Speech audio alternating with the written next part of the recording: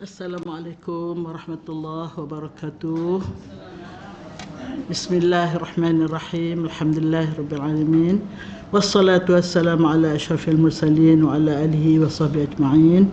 Allahumma zidna 'ilman nafi'an warzuqna fahman la yazul. Allahumma iftah lana futuhal 'arifin wa faqihna fid din. Allahumma arinal haqqa haqqan warzuqna ittiba'ah wa arinal batila batilan warzuqna ijtinabah. Allahumma inna ala dzikrika wa syukrika wa husna ibadatik wal jihad fi sabilik bi amwalina wa anfusina ya Rabb. Allahumma ij'al jam'ana hadha jam'an marhuma wa tafarruqana min ba'dihi tafarruqan ma'suma.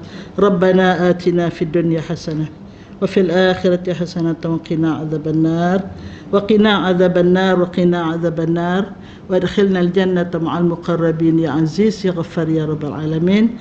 Wa sallallahu ala sayyidina Muhammadin wa ala alihi wa sahbihi ajma'in.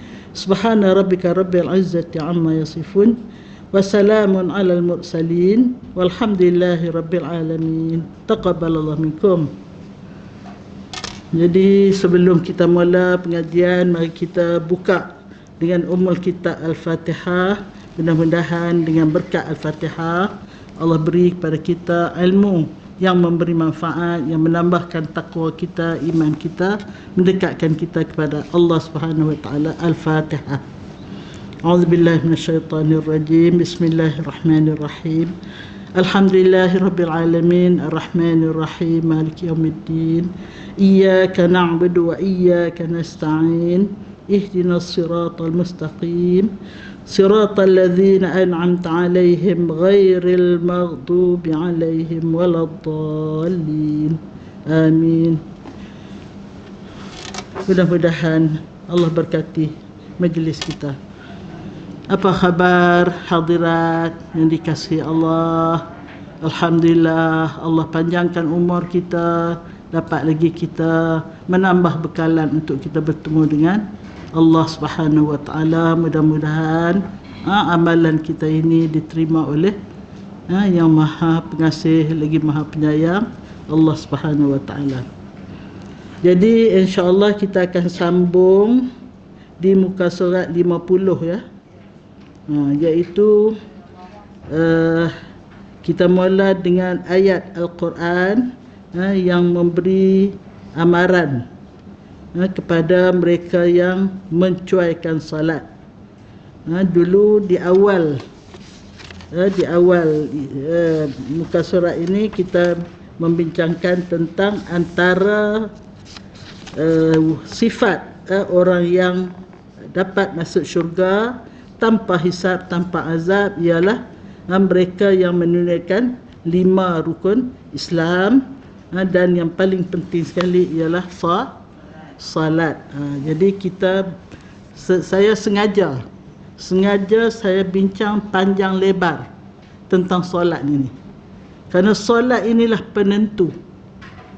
Kalau solat dilakukan dengan sempurna, insya-Allah amalan yang lain akan diterima dengan mudah. Tapi kalau solat dah lekat di situ, maka amalan yang lain pun akan diselidiki, dihalusi, dan apa-apa pun kalau diselidik, dihalusi, jumpalah kekurangan di sana sini. Jadi sebab itu kita kena betul-betul menjaga solat kita, melakukan sebaik mungkin, insya-Allah. Jadi dalam ayat ini Allah SWT memberi amaran kepada orang yang cuai mengerjakan salat. A'udzubillahi minasyaitonir rajim. Fa khalafa min ba'dihim khalfun adha'us salah wattaba'us syahawat fasawfa yalqawna ghayya illa man taba wa amana wa 'amila salihan faulaika yadkhuluna al-jannata wala yuzlamuna syai'a. Sadaqallahul azim. Yang bermaksud kemudian mereka digantikan oleh keturunan yang mencuaikan sembahyang. Maknanya apa? Kalau ibu bapa tak salat ataupun salat cuai, tak sempurna, kadang buat kadang tak buat, kalau buat pun buat dalam keadaan yang tak elok, tak sempurna, cincai-cincai kata orang Kedah. Jadi kalau dia sendiri, ibu bapa sendiri cuai solat, maka dia akan meninggalkan keturunan yang lebih teruk dari dia lagi. Keturunan yang mencuaikan sembahyang serta menurut hawa nafsu. Bukan setakat cuai sembahyang, tapi hidup dia tu menurut hawa nafsu. Hawa nafsu ni selalunya dia dorong tuan dia untuk buat benda-benda yang tak elok lah. Selain daripada tak sembahyang, mungkin dia kalau dia tidak menutup aurat, dia pergaulan dengan pergaulan yang bercanggah dengan Islam, makan minum dia tak jaga, halal haram tak jaga.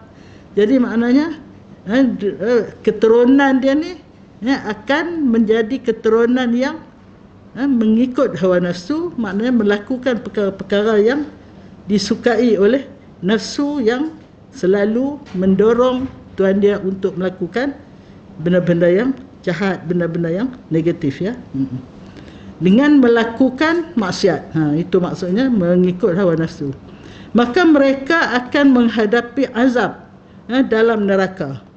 Bila mereka ini, maknanya ibu bapa dia dan keturunan yang mengikut hawa nafsu itu akan menghadapi azab Allah, itu neraka Allah. Kecuali, jadi maknanya di sini ada kecuali, kecuali orang-orang yang bertaubat dan beriman serta beramal soleh. Jadi sebab itu Allah sangat-sangat kasihan kepada hambanya.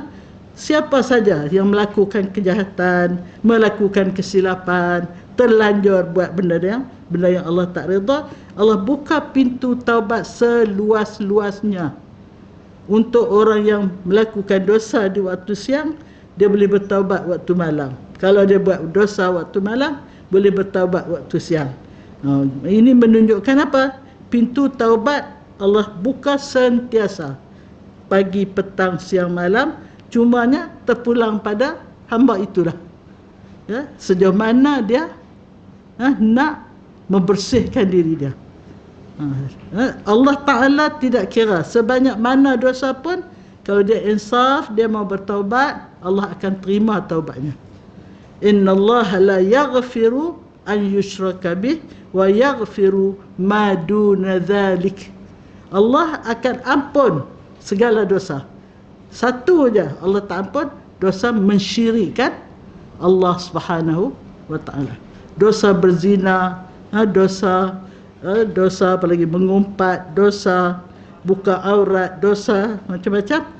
Kalau dia mau bertobat, tapi kena taubat nasuha lah. Kena taubat sungguh-sungguh lah. Jangan taubat di mulut saja, lepas tu buat lagi. Sebab itu taubat tu dia ada 3 syarat dia. Pertama, dia menyesal. Yang kedua, dia berhenti. Berhenti daripada melakukan benda yang salah. Dan yang ketiga, dia berazam tidak akan melakukannya. 3. Tapi kalau bersangkut dengan manusia, dia minta ampun, minta maaf. Kalau dia ambil hak orang, bagi balik. Kalau dia terrosakkan orang punya, bayar, bagi gantinya. Kalau orang yang dia lakukan itu sudah tak ada, dia cari keluarganya, bayar balik pada keluarga dia. Kalau keluarga dia pun tak ada, nak buat macam mana? Dia sedekah amount yang patut dia bayar pada orang tu, dengan niat, ya Allah, pahala sedekah ini sampaikan kepada yang berkenaan. Mudah-mudahan Allah terima taubat dia. Jadi maknanya terpulang kepada kita, tepuk dada, tanya hati kecil kita, sama ada kita nak bersihkan diri ataupun tidak. Saya kalau buat taubat ni, saya kalau kita mandi seelok-eloknya, kita niat, kita mandi sunat taubat. Ya Allah, sebagaimana gugurnya air mandiku ini, gugurkanlah dosa-dosaku. Dosa kecil, dosa besar, dosa sengaja, dosa tak sengaja, dosa terang, dosa sulit, dosa ringan, dosa berat, dosa apa pun, minta Allah gugurkan. Kita tiap-tiap hari kita kena bertobat. Lepas mandi tobat, kita sembahyang sunat tobat. Lepas sembahyang sunat tobat, kita istighfar banyak-banyak. insya-Allah kita akan bertemu dengan Allah dalam keadaan suci dan bersih. Kita jangan main-main dengan taubat, ya. Jadi sebab itu Allah sangat-sangat suka orang yang bertaubat, seperti sukanya orang yang kehilangan unta, yang di atas unta tu ada segala-galanya, tiba-tiba dia terlena, celak-celak, unta duduk depan dia balik. Itu pasal di padang pasir. Kalau kita ni hilang kereta lah kot. Masuk bilik air, keluar-keluar kereta tak ada. Semuanya dalam tu. Semua ada dalam tu. Jadi tengah-tengah duduk sebut-sebut, terlelap, tiba-tiba datang depan balik. Macam mana? Begitulah sukanya Allah bila hamba dia bertaubat. Sebab itu Rasulullah pun setiap hari beristighfar, bertaubat, walaupun Rasulullah tidak berdosa, kerana Rasulullah nak ajar kita supaya kita membersihkan diri, sentiasa bertaubat. Okey. Jadi sebab itu yang meninggalkan keturunan yang ikut nafsu tadi, yang buat macam-macam dosa tadi, akan dimasukkan ke dalam neraka, kecuali mereka yang bertaubat. Kita ni kita tak buat benda yang kalau sengaja nak buat, kita tak buat, kan. Kita tak buatlah benda-benda yang Allah larang, tetapi kita bertaubat juga. Mungkin yang tak sengaja, ya. Mungkin hati kita terhasad, fikiran kita tersangka buruk dan sebagainya. Sebab itu kita kena halusi dari segi ni. Jangan kata aku tak buat dosa, tak payah bertaubat lah. Mana tahu kita ada macam-macam yang tersalah, tersilap. Maka mereka itu akan masuk syurga, orang yang bertaubat, ya. Dan mereka pula tidak dikurangkan pahala sedikit pun. Jadi maknanya walaupun mereka buat dosa, bila mereka bertaubat, insya-Allah pahala-pahala yang mereka lakukan tu tidak dikurangkan walaupun sedikit. Surah Maryam, ya, ayat 59 hingga 60. Jadi di sini adha'us salah ni dihuraikan ada 5 pendapat, ada 6 pendapat. Apa makna mensia-siakan salat? Ya, pendapat yang pertama ialah mereka berkeyakinan bahawa solat tidak wajib. Ini kalau itulah keyakinan dia, terjejas iman dia. Bahawa solat tak wajib, dia kata zaman dulu je wajib. Zaman sekarang ni dah tak wajib dah solat. Itu imannya terjejas. Kena bertaubat, beristighfar, bersyahadah semula, ya. Itu yang pertama. Sangat-sangat berat, ya, kalau dia menidakkan hukum yang Allah Ta'ala tentukan.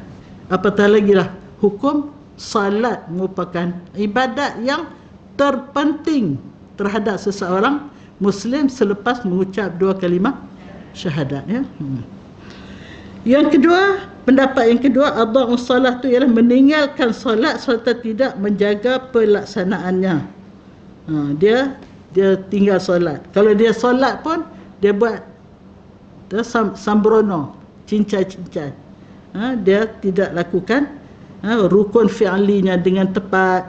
Dia tak lakukan rukun qaulinya dengan tepat. Kita dah belajar dah kot, ya. Segala rukun fi'li, rukun qauli, macam mana rukuk, sujud, macam mana. Saya tengok ada satu orang besar, dia semayang depan saya, dia sujud, kaki dia tergantung. Kaki dia tu tak perut jari kaki tu tak kena di bumi. Itu tak cukup rukun sujud. Rukun sujud mesti ada 7, kan.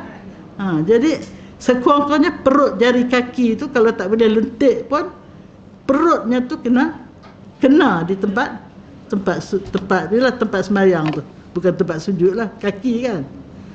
Dahi kena, ya. Itulah. Jadi kita kena belajarlah. Sekarang ni ada pihak yang buat program tahsin as-salah. Apa maksud tahsin? Memperelokkan salat. Jadi rukuk sujudnya, bagaimana berdirinya. Kalau lelaki mesti buka, kalau perempuan mesti tutup. Jadi semua itu dilakukan dengan sempurna. Tapi kalau tidak lakukan dengan sempurna, termasuk adha'us salah. Yang ketiga, merosakkan tempat-tempat ibadat dan masjid-masjid dengan cara tidak mendatanginya. Itu maknanya dia satu orang yang kena semayang di masjid, tiba-tiba dia tidak datang. Ini orang lelaki lah. Kalau orang perempuan tidak dituntut untuk keluar berjamaah di masjid, tapi lelaki dituntut untuk keluar berjamaah di masjid.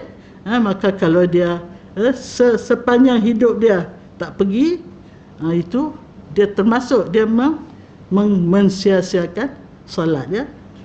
Dia tidak menggunakan masjid itu secara yang sebenarnya, ya.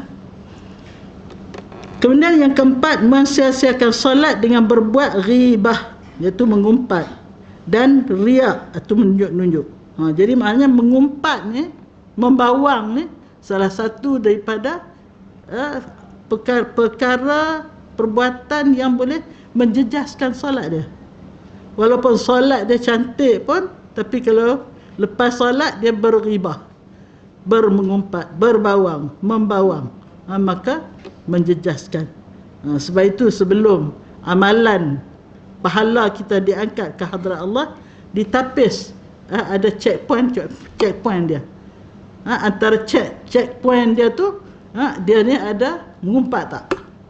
Kalau dia mengumpat, maka dicampak balik ke bawah dan tidak diangkat ke hadrat Allah SWT pahalanya. Itu. Sebab itu kita kena berhati-hatilah dengan mengumpat. Sebab mengumpat ni ialah menyebut hal orang lain yang orang tu tak suka, walaupun benda tu betul.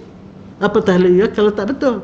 Kalau tak betul namanya fitnah, kalau betul namanya mengumpat, ya. Ataupun dia riak, menunjuk-nunjuk depan orang solat masya-Allah dengan tertibnya, tapi kalau belakang orang cincai-cincai, tak sempurna. Yang kelima, meninggalkan syarat-syarat dan rukun-rukun solat.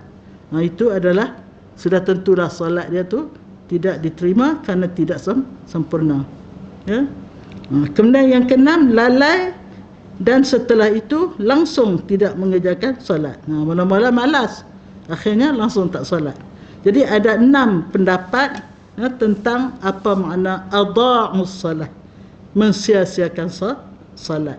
Mudah-mudahan kita tak termasuklah satu pun di antara yang 6 ini. Dan sebaik-baiknya kita ni ada handphone, cuba guna handphone tu, kita set supaya kita dapat bersedia awal untuk mengerjakan solat. Orang yang bersiap sedia awal sebelum azan, dia sudah ada di atas saf, ada di tempat solat, sudah siap salat, dia punya wuduk, dia akan bangun di akhirat dalam keadaan bersinar-sinar seperti matahari. Kata Rasulullah SAW, kalau dengar azan dia terus bangun, pergi ambil wuduk, bersinar juga, tapi seperti bulan purnama.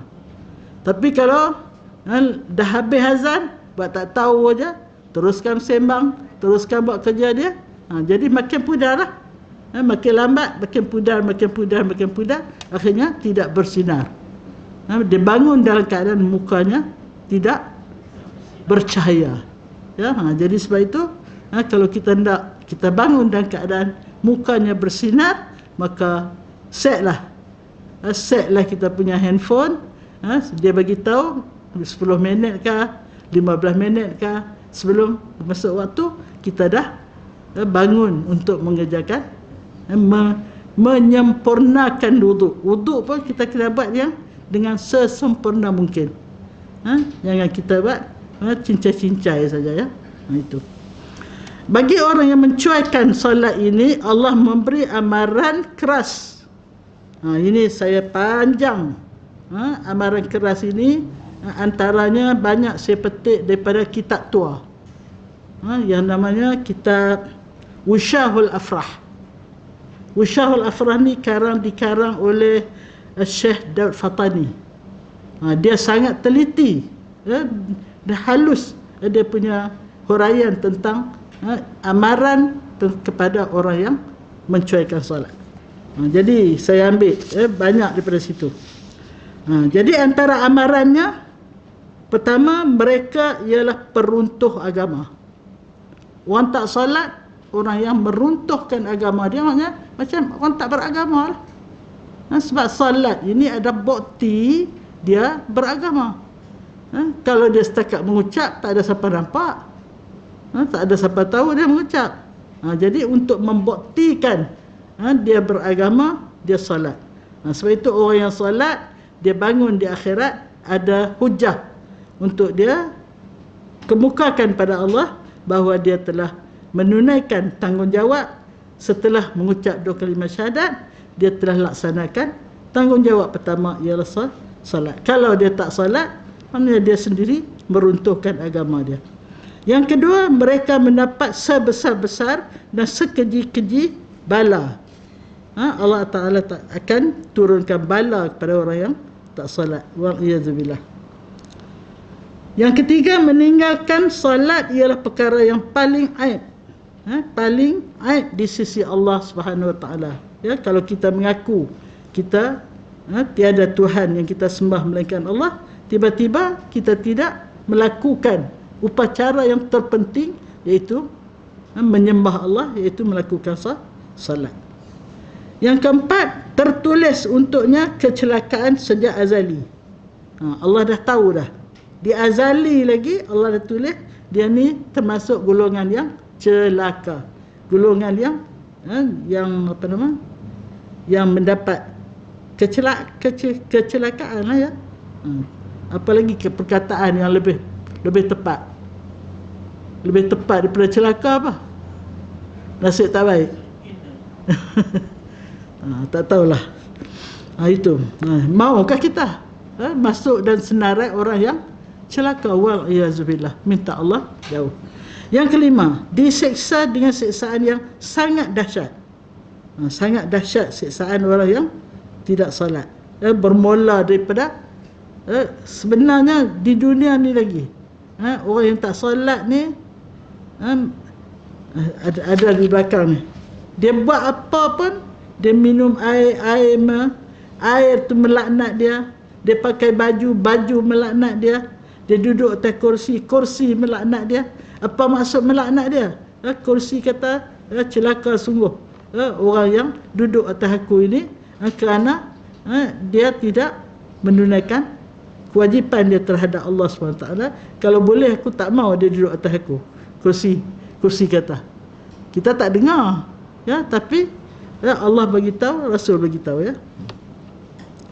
Yang keenam, rogi jual belinya, kerana Allah SWT hanya mengganjari hambanya yang sempurna solatnya dengan syurga dan segala nikmatnya. Tak usah mimpilah orang yang tak solat untuk mendapat syurga Allah terus sebagaimana yang kita harapkan. Kita tidak maulah walaupun sedetik dibakar dalam api neraka. Orang yang tak solat jangan mimpilah. Tapi kalau dia tak solat, dia tetap mengucap 2 kalimah syahadat, dia beriman, dibakar semaunya sampai habis dosa tak solat tu, akhirnya barulah masuk syurga. Wal-iyazubillah. Ini pun kita tak mau ya.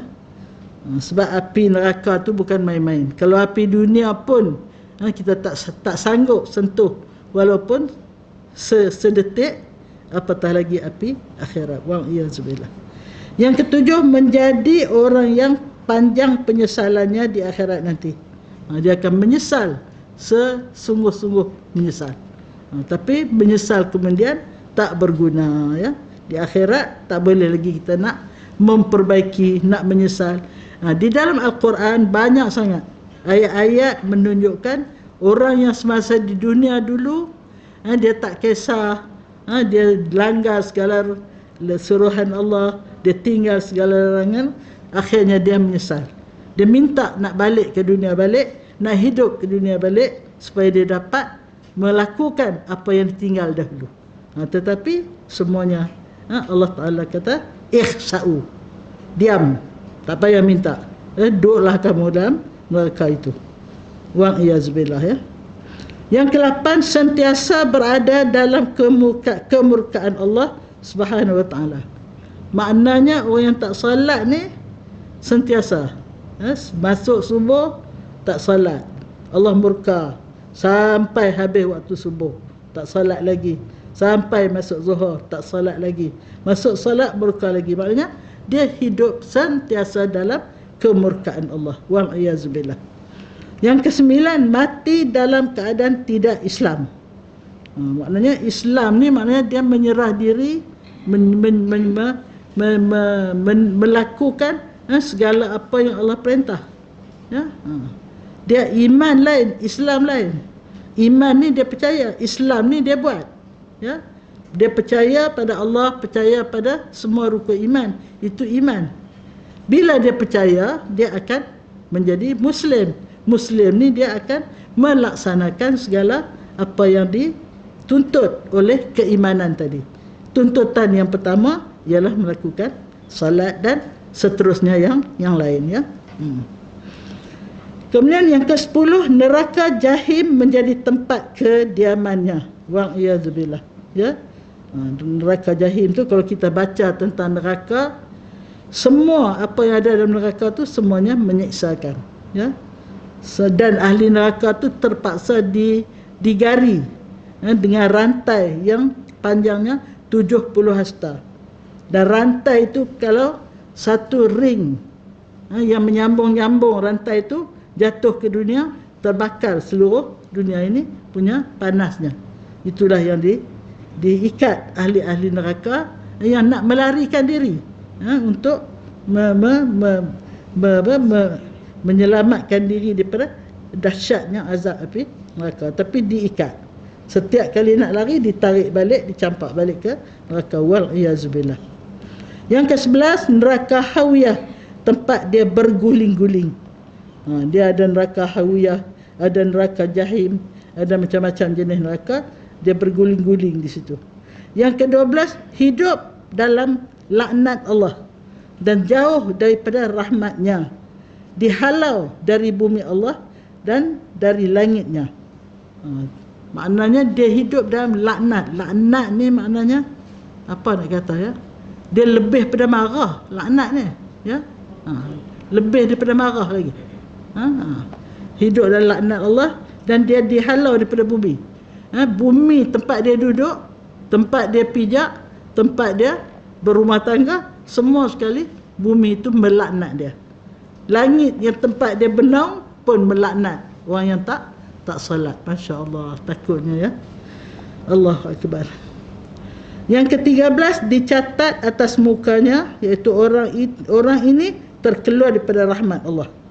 Di atas muka dia esok ni ada ditulis dia keluar, orang ini keluar daripada rahmat Allah, ya. Dan Rasul bersabda, aku berlepas diri daripadanya. Maksudnya Rasul tidak akan memberi pertolongan orang yang tidak mengerjakan solat. Aku berlepas diri, maksudnya aku tidak akan recommend dia, tidak akan syafaat dia, tidak akan memberi pertolongan.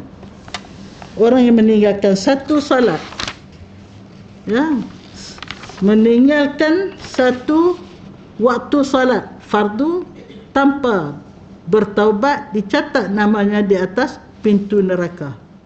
Maknanya dia tinggal satu salat dengan sengaja, dia sihat, dia ada kemampuan untuk melakukan, tiba-tiba dia relax je, dia tak salat.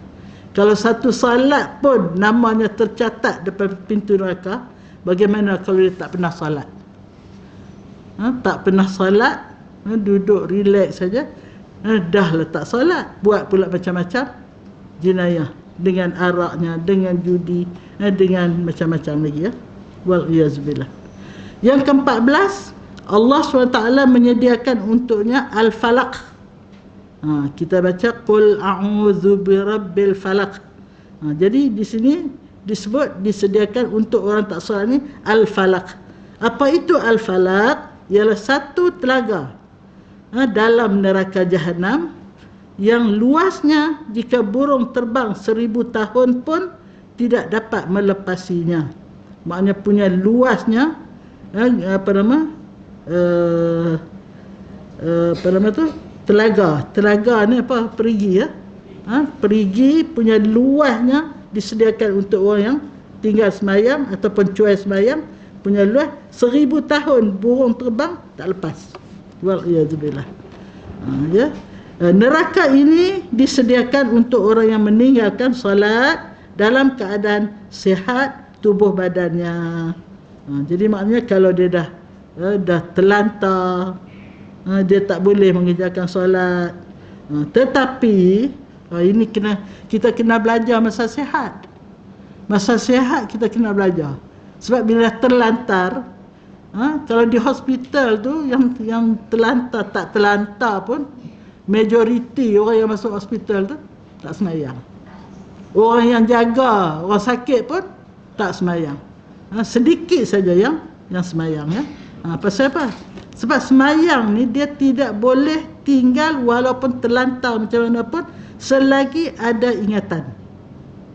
Selagi ada ingatan dia kena solat. Tapi kalau dah koma, tak ada ingatan, itu dimaafkan. Dimaafkan, ya.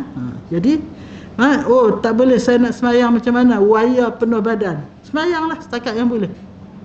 Kita boleh semayang mengikut kemampuan. Tak boleh berdiri, duduk. Saya baru ni, saya ni seboleh-bolehnya tak mau tinggal solat berjamaah. Saya pergi tengok cucu dah start solat. Saya pun nak solat, nak ikut dia lah. Dia dah start dulu, saya nak ikutlah dia. Sentuhlah dia punya bau. Terlupa yang saya ni semayang atas kursi. Dia sujud, saya pun sujud tertunging terus, tak boleh bangun. Tertunging terus, langsung tak boleh bangun. Terlupa pasal nak cepat, kononnya nak kejar sembahyang jemaah dengan cucu. Akhirnya tak boleh bangun pas sudah. Akhirnya terpaksa lah panggil anak saya, panggil tolong angkat. Ya Allah, rupanya itulah keadaan kita bila kita dah berumur, ujian macam-macam lah, ya. Ada yang tak boleh lipat. Rasa tak puas hati sangat lah, tapi nak buat macam mana? Itulah. Jadi akhirnya cucu yang tengah sembahyang ni dia tolong angkat saya. Kata jangan angkat, awak teruskan sembahyang. Saya batal lah sembahyang saya. Masya Allah. Jadi maknanya selagi kita ada ingatan, sebab itu salat ni kita tak boleh kata mesti macam ni saja, tak boleh. Bila kita dalam keadaan uzur, ikut kemampuan. Kalau yang boleh mengiring, yang boleh melentang, yang boleh cara duduk. Kalau tak boleh macam mana pun, dengan hati, dengan mata. Mata ni kita boleh tegak, berdiri, rokok, duduk sikit, sujud, duduk lagi. Kita boleh baca, kita bacalah. Jadi maknanya semayang tidak boleh tinggal selagi ada ingatan. Kecuali sudah koma. Dah koma, Allah Ta'ala akan beri pahala seperti pahala yang dia buat semasa dia sihat, semasa amalan dia paling baik. Itu. Katakanlah dalam masa hidup kita ni, ada satu masa ni kita punya amalan top, semayangnya hebat, Qurannya hebat, Allah akan ambil yang tu untuk bagi pahala pada orang yang sudah tidak ada kemampuan. Masya Allah, Maha Pengasih, Maha Pemurahnya Allah. Yang ke-15, disediakan untuknya ghayyan, iaitu sebuah wadi ataupun gaung di dalam neraka jahanam yang akan dicampakkan mereka ke dalamnya. Maksudnya gaung tu duduk dalam neraka. Neraka tu pun dia ke bawah neraka ni. Kalau syurga dia ke atas, dia makin tinggi. Neraka ni makin bawah. Sebab itu dalamnya neraka, ada siapa cerita tak sedalam mana neraka tu? Seketul batu besar, bila digolekkan jatuh ke gaung neraka, dia makan masa kalau tak silap saya 40 tahun baru sampai ke dasarnya. Kita kalau naik KLCC campak batu, berapa minit sampai bawah? Tak sampai 2 minit kan? Terus sampai bawah. Jadi berapa ribu kilometer ke dalam, itu lubang neraka. Tapi rai ni lebih dalam lagi. Lebih dalam lagi. Di dalam lubang neraka tu disediakan untuk orang yang mencuaikan sembahyang.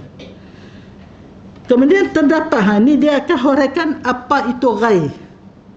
Ya, dia ada A sampai sampai E. Pendapat menceritakan apa itu rai yang merupakan jurang yang sangat dahsyat yang terdapat dalam lubang neraka tu. Kata dia terdapat beberapa pendapat berkenaan dengan al-ghai. Yang pertama, menurut Wahab bin Munabbih. Ini semua ulama-ulama besar yang menceritakan tentang perkataan-perkataan yang mempunyai berbagai-bagai pendapat.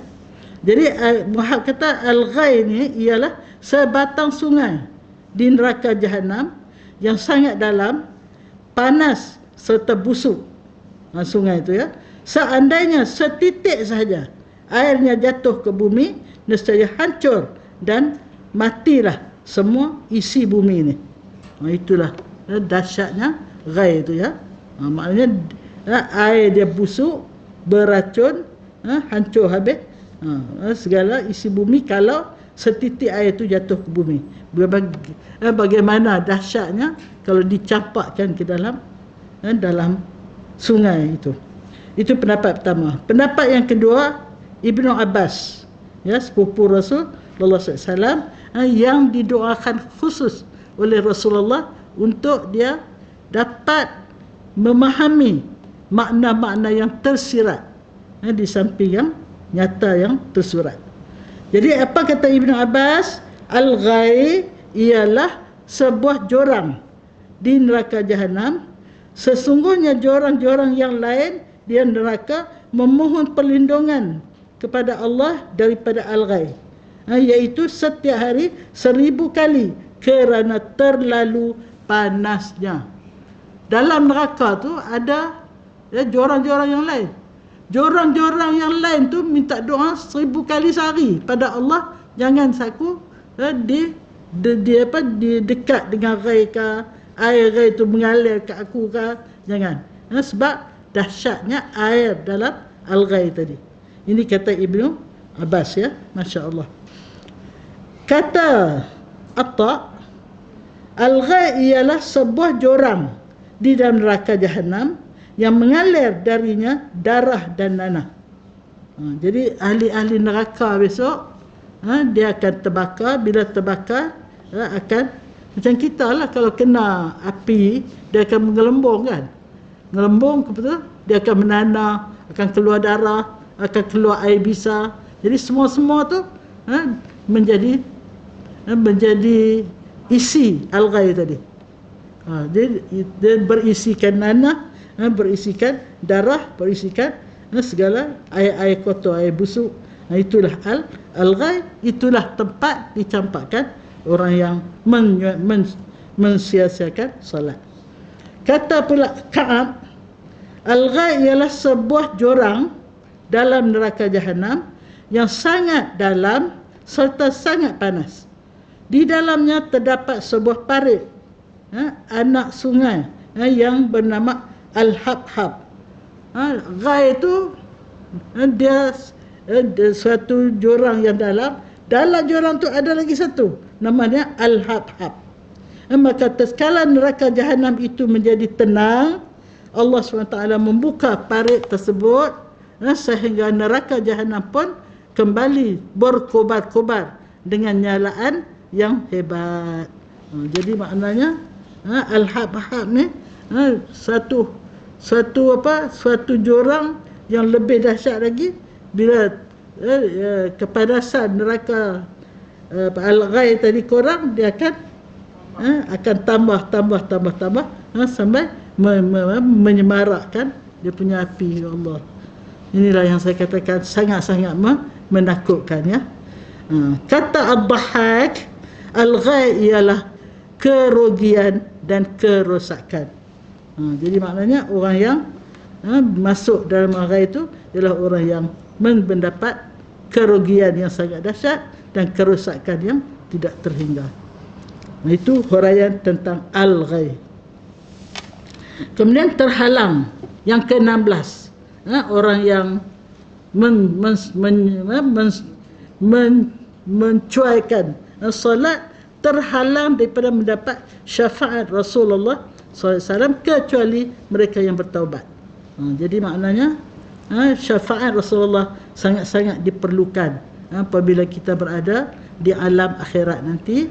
Jadi orang yang tidak semayang jangan mimpilah nak dapat syafaat Rasulullah. Sebab itu bertaubatlah.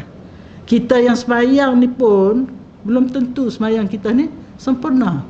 Jadi sebab itu taubatlah banyak-banyak, ya. Istighfarlah banyak-banyak. Dan Allah menyebut, aku malu untuk menyiksa orang yang lidahnya sentiasa bertaubat. Aku malu. Allah malu nak menyiksa. Lagi satu, Allah kata aku malu nak menyiksa orang yang beruban. Apa maknanya? Orang beruban ni patut sedar dirilah. Kamu ni dah uban penuh kepala. Uban tu adalah satu isyarat.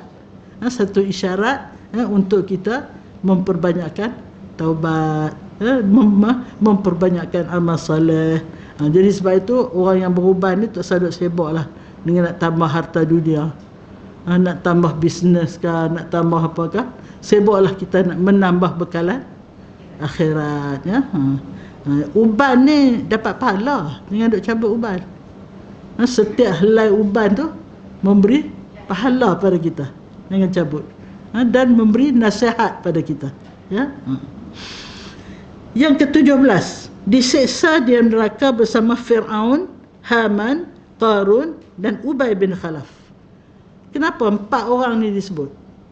4 orang ni 4 lambang.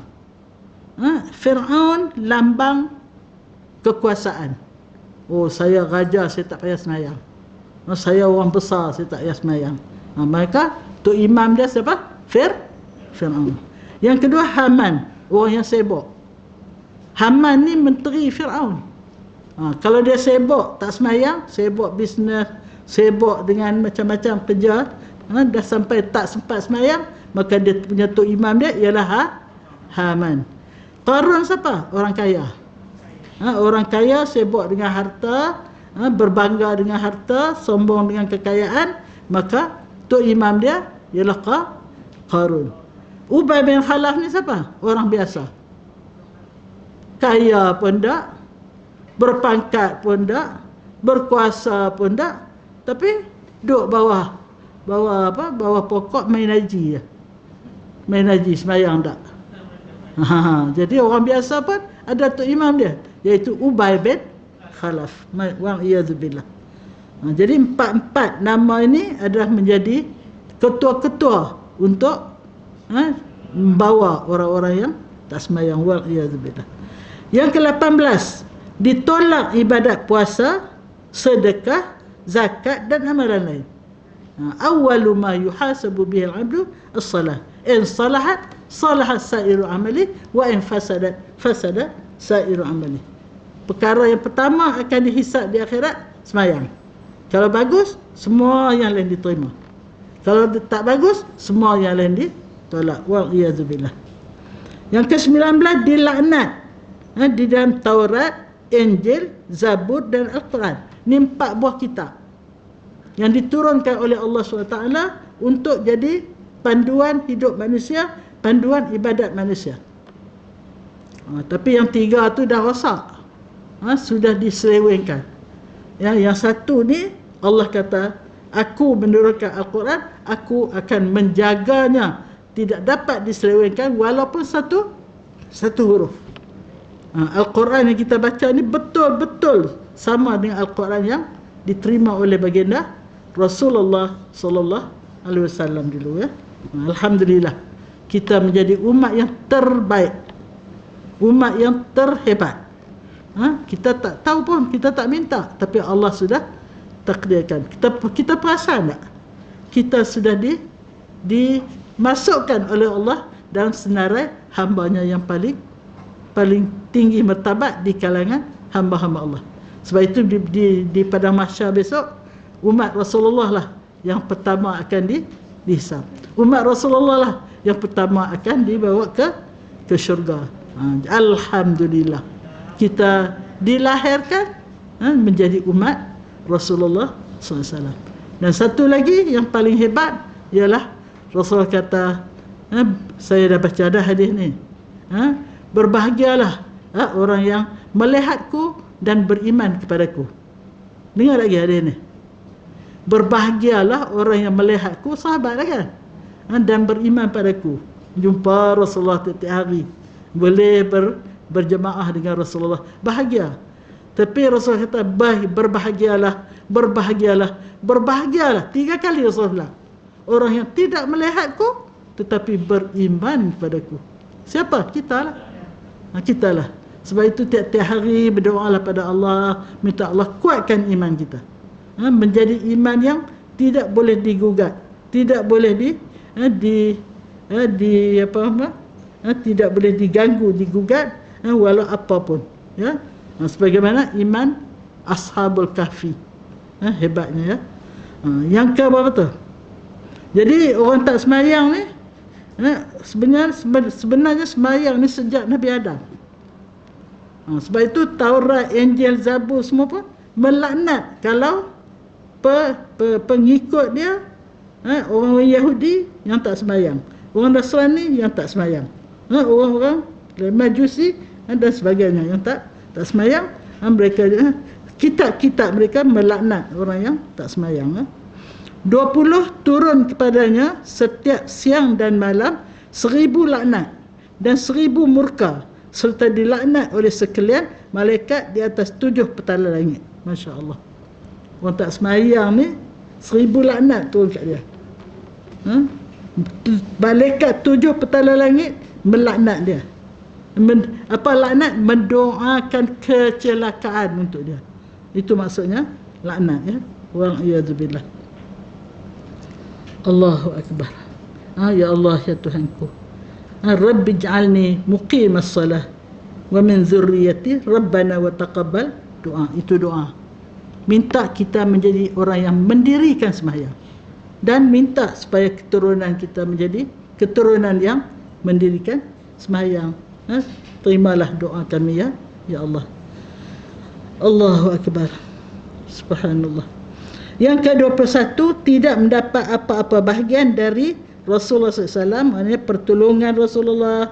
Kita tiap-tiap hari Rasul dah doa dah untuk kita. Apa dia? Assalamu alaina wa ala ibadillahis salihin. Itu kita diajar sejak zaman Rasulullah, sahabat, semua sekali, dan kita sekarang pun kita saling mendoa tiap-tiap hari.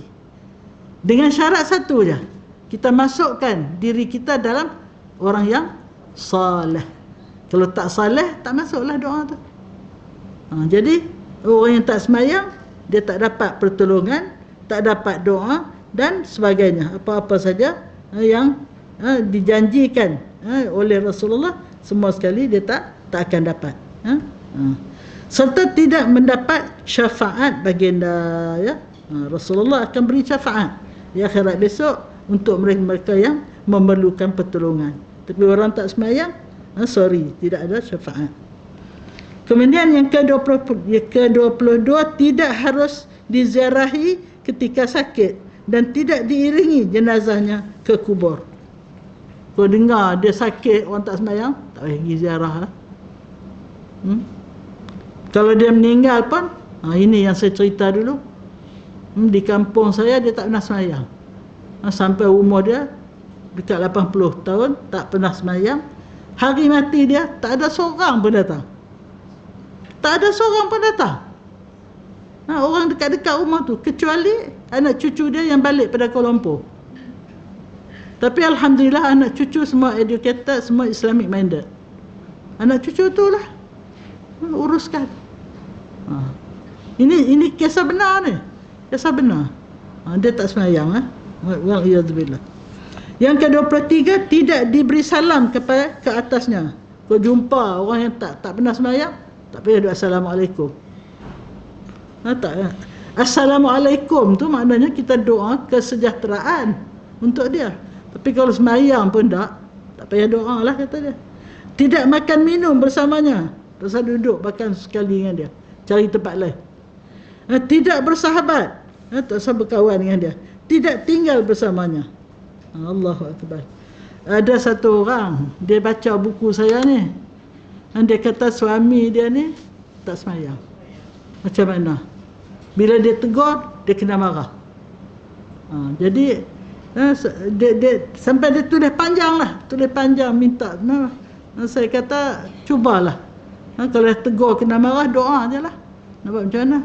Kalau suami senang sikit nak nasihat isteri. Tapi kalau isteri nak nasihat suami, minta maaf lah tuan-tuan. Orang lelaki ni dia rasa ego sikit lah. Dia tidak akan terima. Apatah lagi lah kalau jenis keras hati, semayang pun tak, apa pun tak, dia kena marah, dia kata. Saya kata kalau dah nasihat, kau dah usaha, kalau dia tak semayang juga, maka kita terlepas dah lah. Ada contoh. Sebab itu yang dapat suami jahat siapa? Paling jahat di dunia ni? Asia. Siapa suami dia? Fir'aun tu sejahat-jahat manusia di dunia ni. Tapi Asia, dia dibina untuknya istana di syurga, kerana dia ada pendirian. Dia tak dapat membetulkan Fir'aun, tapi dia tetap dengan pendirian dia tetap berpegang di atas kebenaran yang dibawa oleh anak angkat dia. Siapa? Nabi Musa alaihissalam.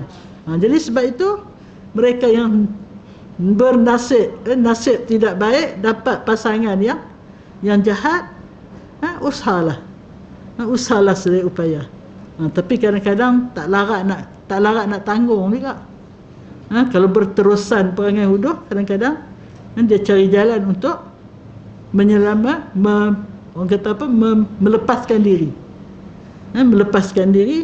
Untuk supaya dia tidak selama-lamanya berada di bawah orang yang tak semayang macam ni, ya. Wa'iyadzubillah. Doalah banyak-banyak, ya. Yang ke-25, dia bersama orang-orang munafik di lapisan neraka yang paling bawah. Innal munafiqin fi darkil asfali minan nar. Kita laju-laju je lah, ya. Tepat pukul 11. Macam mana? Kita ada banyak lagi ni. Sampai yang ke-38. Ya. Lepas tu pun ada lagi ni. 6 siksaan dunia di alam kubur semua tu. InsyaAllah kita sambung lah, ya. Jadi maknanya hari ini kita telah membincang, ya, berbagai-bagai perkara yang dahsyat lah, ya, yang Allah Ta'ala sediakan untuk orang yang tak semayang. Jadi sebab itu ambil beratlah. Saya adalah ni hari ni lah, anak-anak semua pergi tidur di Putrajaya, tinggal saya dengan cucu tidur di atas, saya tidur di bawah. Handphone dia slow, call tak dengar. Nak buat macam mana? Budak ni semayang subuh ke tak ni? Dia susah hati. Akhirnya aku nak naik tak larat. Akhirnya gagah jugalah. Naiklah langkah-langkah sampai atas. Betul dia belum semayang. Benda tu duk bunyi dia punya alarm tu, tapi dia sedap duk berdengkur. Jadi rasa berdosa kita tak gerak dia. Handphone dia slow, tak dengar. Ya Allah kata, inilah budak-budak muda, ya. Budak-budak muda kita kenal lah. Dan setiap patah kita ajak dia semayang, kita ingatkan dia, semua tu adalah amal saleh belaka. Jangan kita jemu. Jemu, jangan jemu. Ajak sembahyang. Jangan sembahyang seorang. Pastikan sembahyang dengan dia orang. Kalau tidak, kalau sama-sama dia, seorang hujung ni, seorang hujung ni, sembahyang juga, tapi cincai. Ajak dia sembahyang dengan kita. Suruh dia jadi imam. InsyaAllah. Sebab dia kalau dah 8 tahun, 9 tahun tu boleh jadi imam dah. Dah bersunat apa semua boleh jadi imam dah. Dan solat imam tu dengan solat makmum, andainya makmum ni lebih khusyuk, imam tu kurang khusyuk, dia tak menjejaskan selagi tidak batal, ya. Tak apa. Aku tak maulah ikut cucu ni, dia solat macam mana, tak apa. Selagi dia cukup syarat-syarat dia buat elok. Kita tengoklah bacaan Fatihah dia macam mana, bacaan yang wajib-wajib lah, Fatihah, tahiyat dan sebagainya. Kita ingat. Dan budak-budak muda ni saya karang doa lepas sembahyang.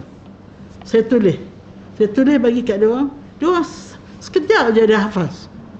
Dia hafaz sekejap je, lepas tu dia boleh baca doa terus dah. Tapi kalau kita tidak usaha, dia pun buat tak tahu, duk main game tu lah. Celak mata game.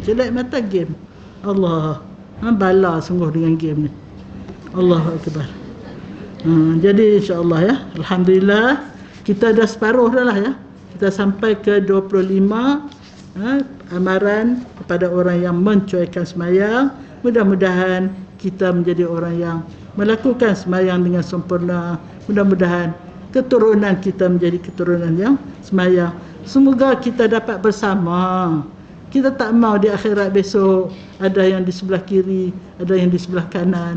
Kalau boleh kita semua berada bersama-sama dalam syurga, insya-Allah.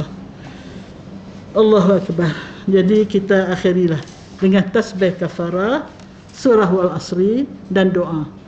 Subhanakallahumma wa bihamdika asyhadu an la ilaha illa anta astaghfiruka wa atubu ilaik. Bismillahirrahmanirrahim. Wal 'asr innal insana lafi khusr illa alladhina amanu wa 'amilus salihat wa tawasaw bil haqq wa tawasaw bis sabr.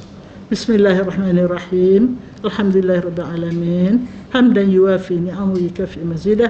Ya Rabbana lakal hamdu kama yanbaghi li jalali wajhika wa 'azimi sultanik.